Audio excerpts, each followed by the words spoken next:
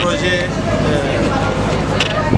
d'appui à l'insertion des jeunes diplômés, jeunes femmes et jeunes garçons, financé par la coopération italienne à travers le ministère de la formation professionnelle et technique.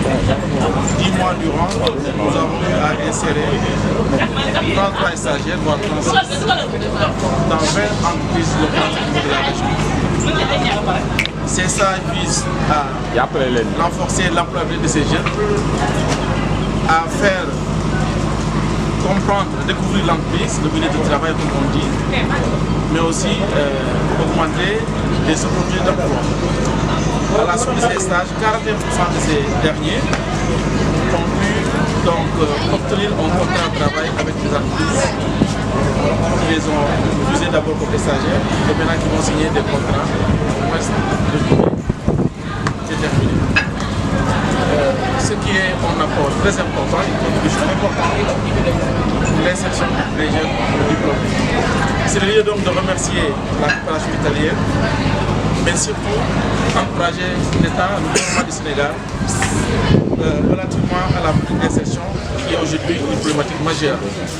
Vous savez que partout dans le monde, la question de l'emploi est cruciale et c'est donc une grande opportunité, une grande initiative pour l'État du Sénégal par cette approche territorialisée d'ailleurs pour que les jeunes, mais aussi les entreprises, parce que quelque part ça améliore l'entrepreneuriat au niveau de la région, au niveau du territoire.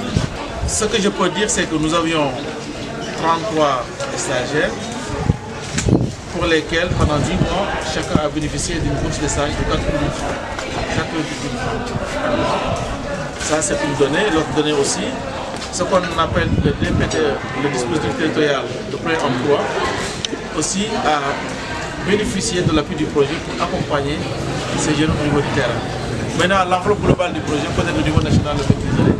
Oui, je dois dire que nous sommes à la première porte. C'est-à-dire, le projet a démarré il y a un an. Et nous avons juste.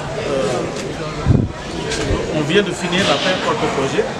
Et la deuxième va démarrer dans 2 mois. Donc nous sommes à la première, il n'y a pas encore de comparaison. Certainement, dans un an, on pourra comparer la première porte par rapport à la deuxième. Les profils sont diversifiés. Et c'est une question importante qui me permet justement de faire des précisions sur l'approche.